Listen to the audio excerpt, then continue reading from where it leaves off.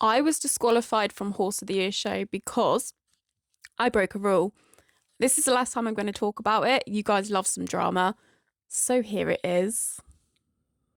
And no, before anyone says it, it wasn't because I run the riding school, because that year they had actually changed the ruling. So if you do run a riding school or a livery yard, go and check the rule books, because you are actually now eligible to compete in a lot of the amateur classes as long as you're not a showing professional. So I was mega excited. New rules, new horse, everything was lining up perfectly, especially after selling my last horse to the Welsh Police Force, which, yes, I will do a story time of. So my mum had actually purchased rams just at the end of show season the previous year, off of Horse Quest, did some videos and a vetting, sent him over from Ireland.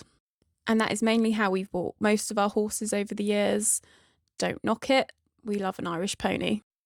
So the rule that we had broke, because I was too focused on the new rulings that really just regarded me and the riding school, was the fact that Ramsey had been ridden by a professional the season before in Ireland.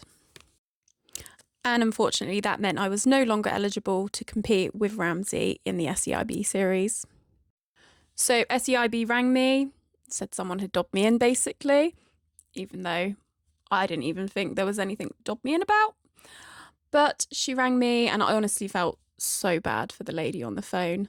And she actually sounded relieved when all I said was, "Yep, okay, I completely understand." Because she told me she had to disqualify someone else that day who didn't take it very well.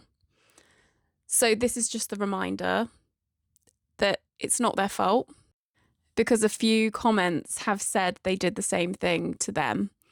But guys, at the end of the day, the rules are the rules. And they are written in black and white, so read them and read them again.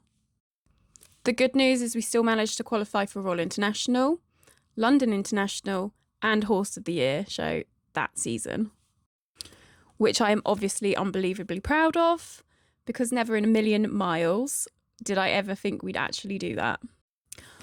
One thing I will say though is I really wish all of the showing organisations and the rule books could just get together and agree on one set of rules for those amateur classes, because trying to keep up with the different rule books and different organisations was quite stressful and a bit of a headache. But if you are ever unsure whether you and your horse are allowed to compete, email the organisation that you are going to compete under, and they will confirm your circumstances in writing. And honestly, everyone I met, spoke to and rode alongside that year was so lovely. And after watching the riders for years in the ring, it was just an amazing thing to be able to go out and do. So if I can do it, you can too. But enough about me and my HOYS drama, because today I'm sitting down with some very special applications. So on that note, follow to stay on the journey. Every like, comment, share and save funds our free riding sessions. And it's day 46 tomorrow.